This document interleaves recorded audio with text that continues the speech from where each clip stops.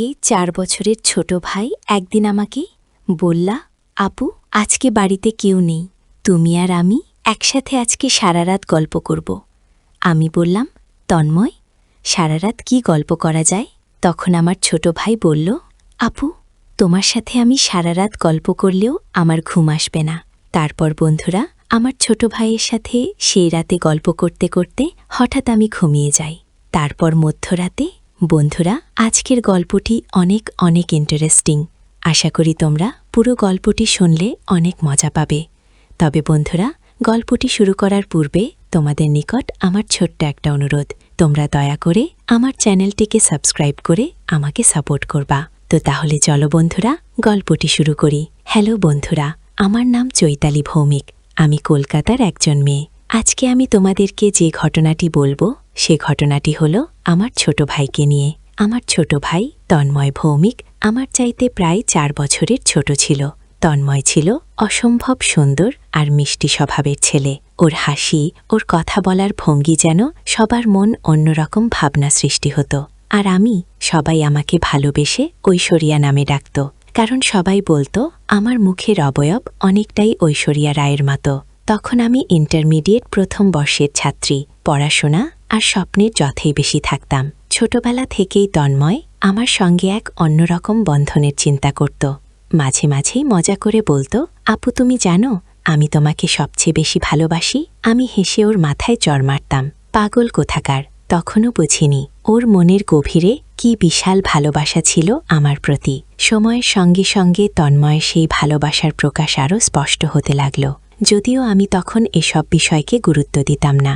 ভাবতাম শুধু এটা মনে হয় বোনের প্রতি ভাগের একটা ভালোবাসার প্রভাব। কিন্তু ভাগের পরিহাস যে আমাদের জন্য কি লিখে রেখেছিল তা তখন কল্পনাও করতে পারিনি। তন্ময় দিন দিন যেন আরও বেশি মায়াবী হয়ে উঠছিল আমার প্রতি। ওর চোখে আমি দেখতাম একরাশ ভালোবাসার ছায়া। কখনো কখনো তন্ময়ের স্বর মনে বলে ফেলত, আপু যদি তুমি কাউকে বিয়ে করো আমি কিন্তু তা মানতে পারবো না। আমি হাসতাম আর বলতাম, পাগল কোথাকার, আমি তো তোর আপু। কিন্তু তন্ময়ের সেই ছোট্ট চোখের ভেতর লুকানো গভীর অনুভূতি আমাকে কখনো কখনো ভাবিয়ে তুলত। মনে মনে প্রশ্ন জাগত, কেন তন্ময় এমন বলছে? কেন ওর কথা শুনে আমার মনের কোথাও যেন একটা অদ্ভুত মায়া জাগত। সেদিনগুলো ছিল আমাদের জীবনের সবচেয়ে সুন্দর কিন্তু বিভ্রান্তিকর সময়।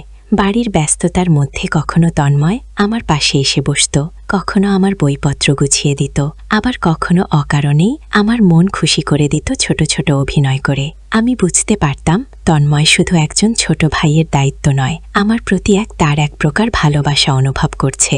তবে তখনও আমি এই বিষয়গুলোকে গুরুত্ব দিয়ে ভাবতাম না। ভেবেছিলাম সময় গেলে সব স্বাভাবিক হয়ে যাবে।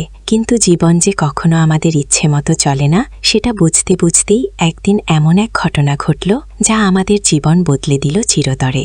একদিন সন্ধেবেলা হঠাৎ করে বাড়িতে এক অদ্ভুত নীরবতা নেমে এলো।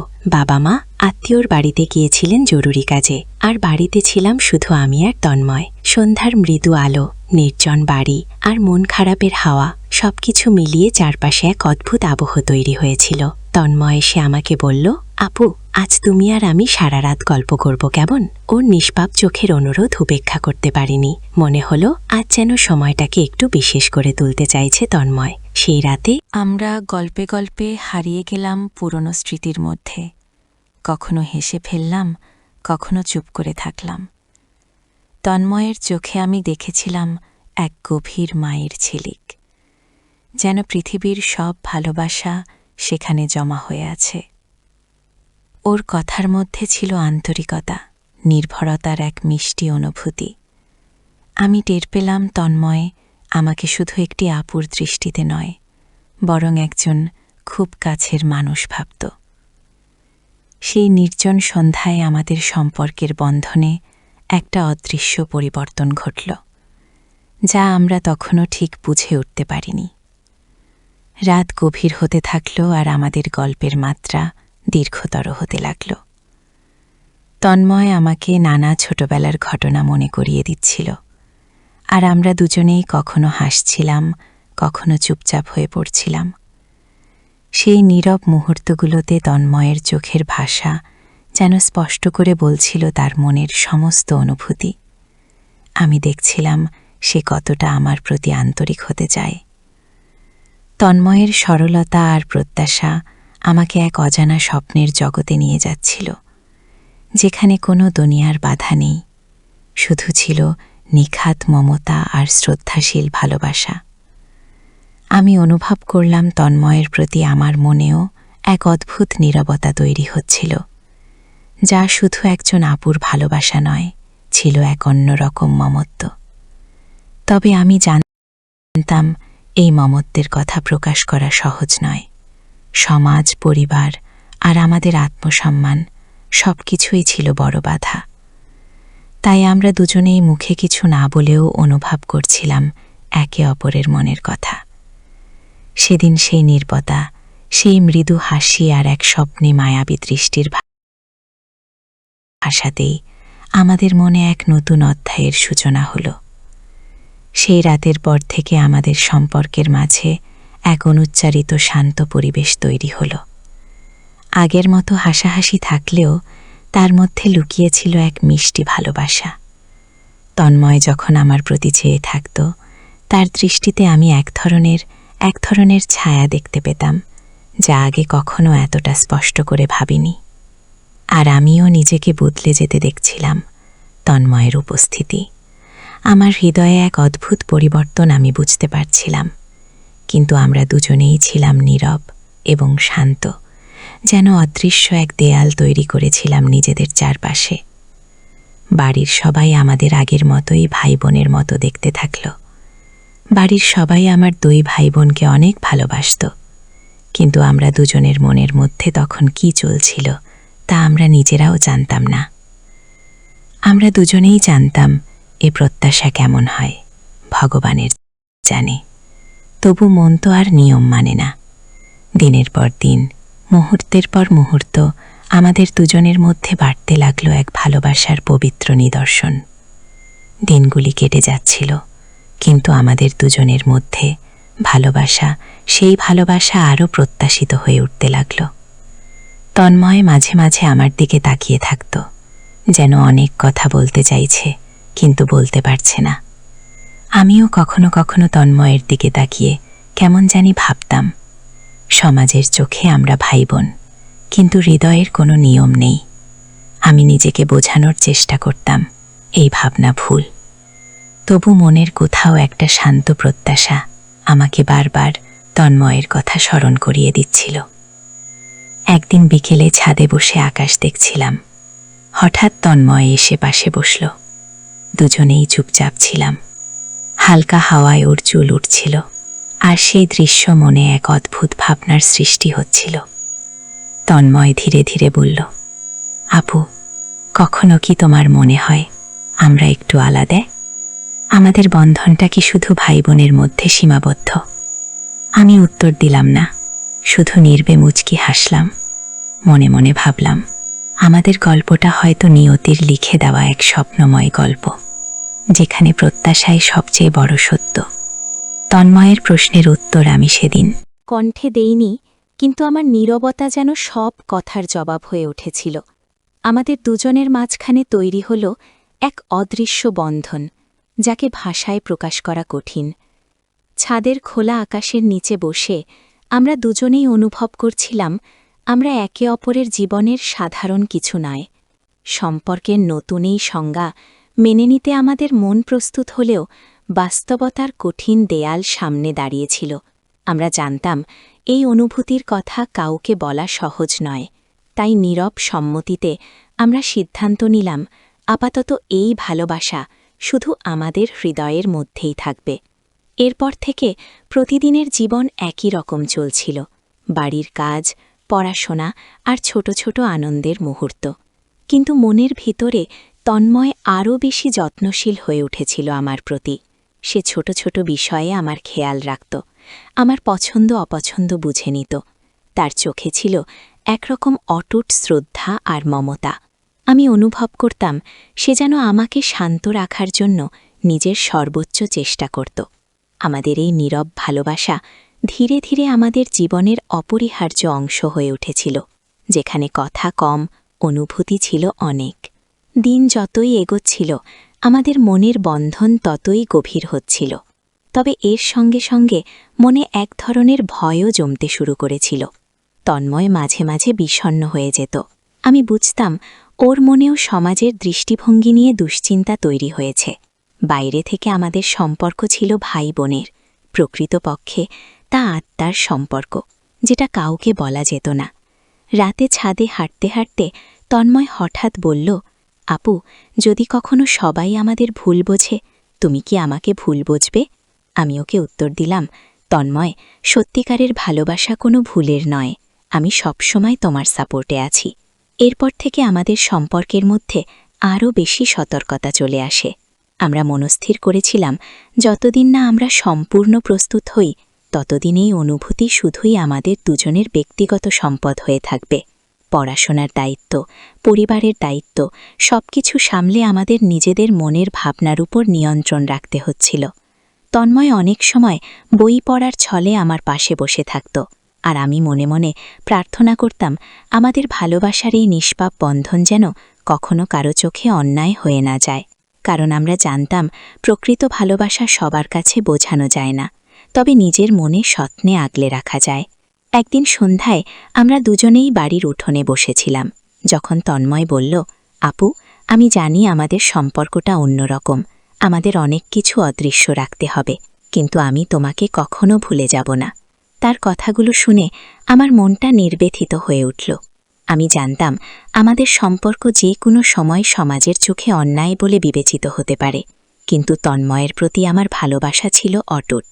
আর আমি জানতাম এই ভালোবাসার অনুভূতি কাউকে বোঝানো সম্ভব নয়, তাই নিঃশব্দে আমাদের সম্পর্ক এগিয়ে নিতে চাইছিলাম। তন্ময় আর আমি একে অপরের মাঝে অনেক পবিত্র ভালোবাসা খুঁজে পেয়েছিলাম, যা শুধু নিজেদের জন্য ছিল।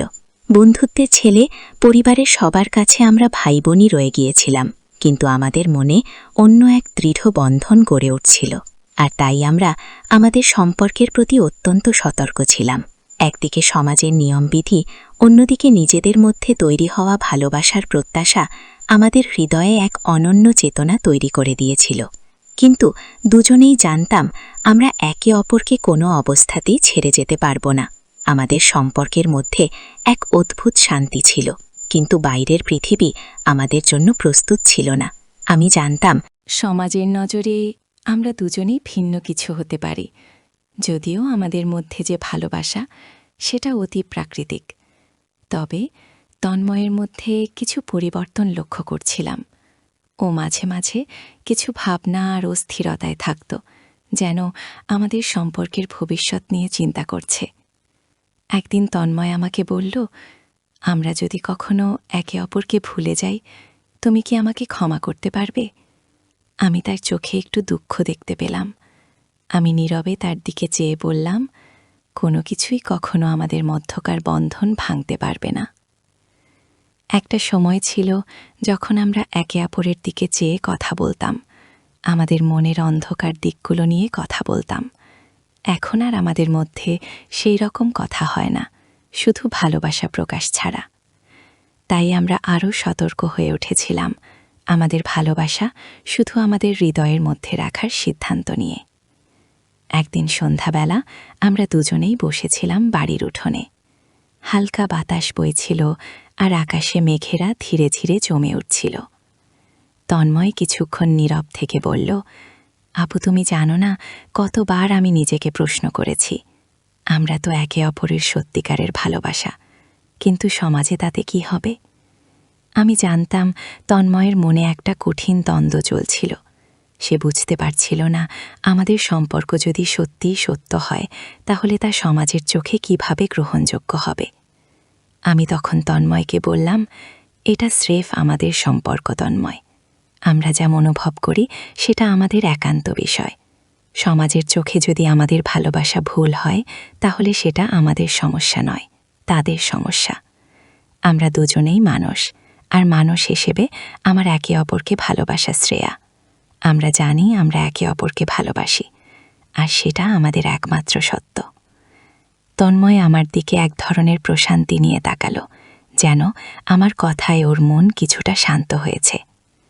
এমন সময় আমি ভাবতে বললাম, এই সম্পর্ক শুধু আমাদের জীবনের অংশ নয়, এটা আমাদের অস্তিত্বের অংশ হয়ে উঠেছে এবং প্রতিদিন আমাদের সম্পর্কের দৃঢ়তা বেড়েই চলছিল।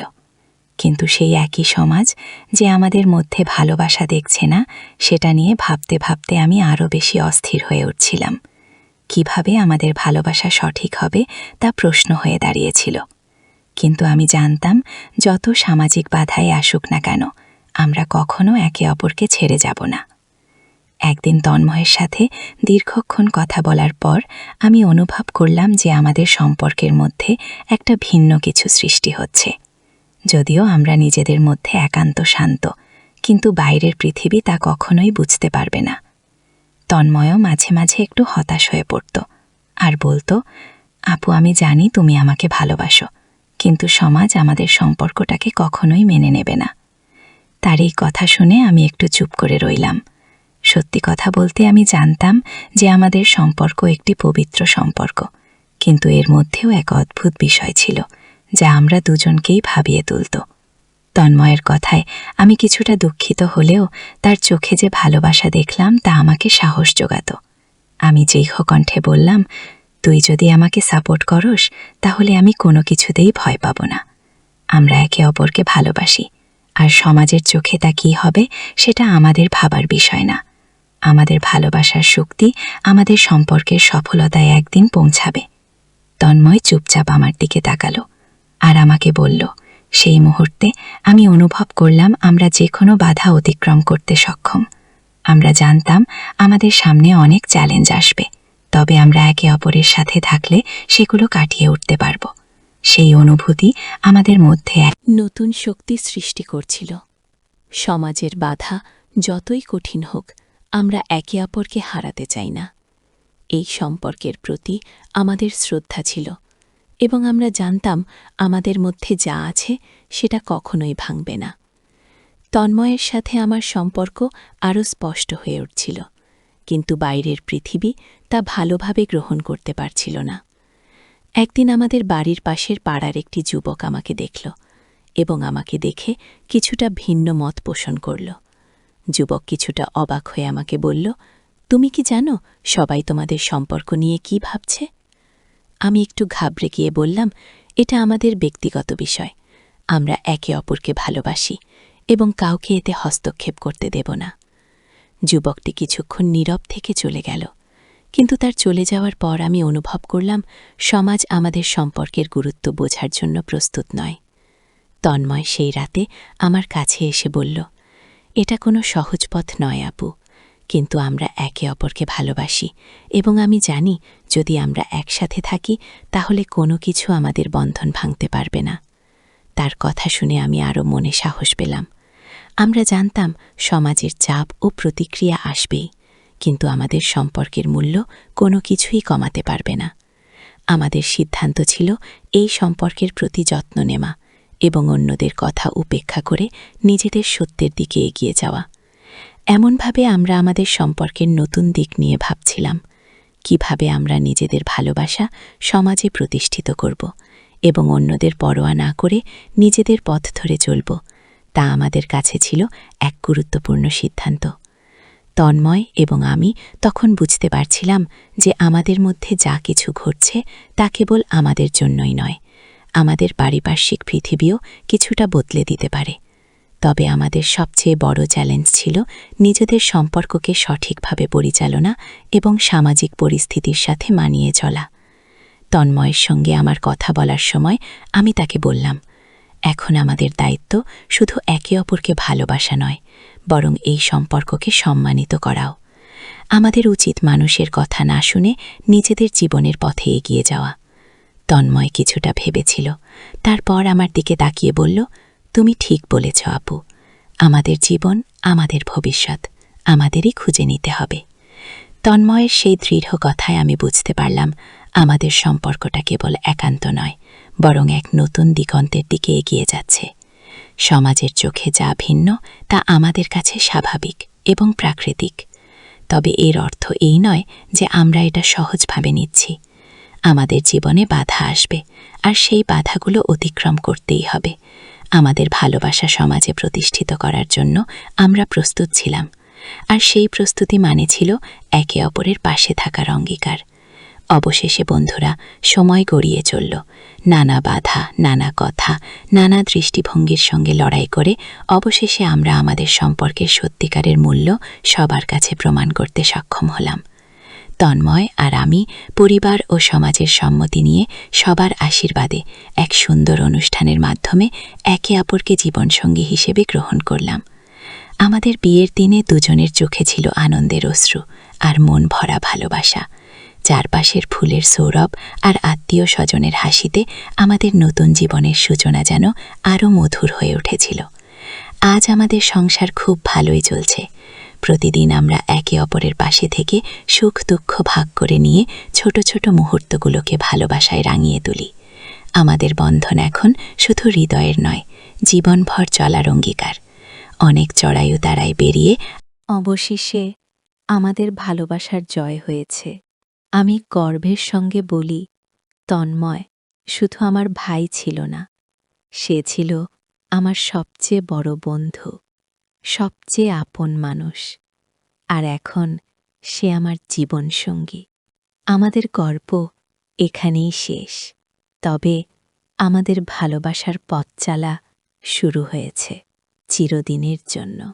বন্ধুরা, আমি জানি না তবে পরবর্তীতে আমাদের জীবনে কি অপেক্ষা করছে, তবে আমি আশা করছি তন্ময় আমাকে চিরদিন তার অস্তিত্বেই রাখবে। আমি হারিয়ে যাব না তার হৃদয় থেকে। পরিশেষে বন্ধুরা, আমি তোমাদেরকে একটি কথাই বলবো, পৃথিবীতে কখনো কখনো ব্যতিক্রমধর্মী কিছু ভালোবাসা হয়ে থাকে। আমার ভালোবাসাও তার মধ্যে একটি। কিন্তু ভালোবাসা যদি সত্যি হয়, তাহলে জীবনে অনেক বাধা বিপত্তির পরেও তার পূর্ণতা পায়, যেমন হয়েছিল আমার জীবনে। বন্ধুরা, আজকে এই পর্যন্তই। আবারও আসব তোমাদের মধ্যে নতুন কোনো ভিডিও নিয়ে। ভিডিওটি যদি তোমাদের ভালো লাগে তাহলে একটি লাইক দাও। প্রতিদিন আমি তোমাদেরকে একটা করে নতুন গল্প উপহার দিব। তাই তোমাদেরকে অনুরোধ করে বলছি, তোমরা যদি এরকম ধরনের ইন্টারেস্টিং গল্প পেতে চাও তাহলে দয়া করে আমার চ্যানেলটি সাবস্ক্রাইব করো। পরিশেষে তোমাদের সকলের সুস্বাস্থ্য কামনা করি। ভিডিওটি দেখার জন্য তোমাদের সকলকে অসংখ্য ধন্যবাদ।